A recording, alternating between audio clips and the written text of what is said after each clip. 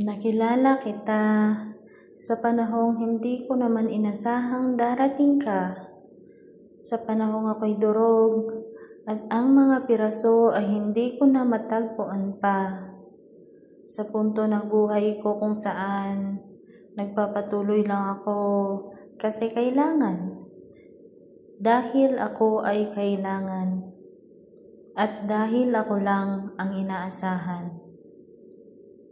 Pero nang makilala ka, natutunan kong muli kung paano sumaya. Sa bawat araw nating pag-uusap, ako'y nasasanay na palaging andyan ka. Sa pagpikit hanggang sa pagmulat ng aking mga mata, maamo mong mukha ang natatanging nais kong unang makita. Ikaw ang nagsilbing lakas para magpatuloy sa buhay, naging sandalan sa tuwing ako'y nanlulupaypay.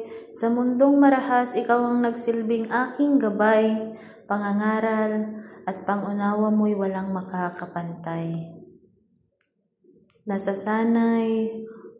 Ako'y nasasanay na naman sa isang tao na hindi ko sigurado kung mananatili ba o baka sa bandang huli, mapagod at iiwan din pala akong mag-isa.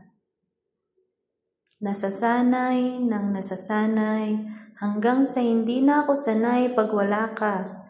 Kapag hindi ka nasisilayan ng aking mga mata, hanap-hanap ka sa tuwina.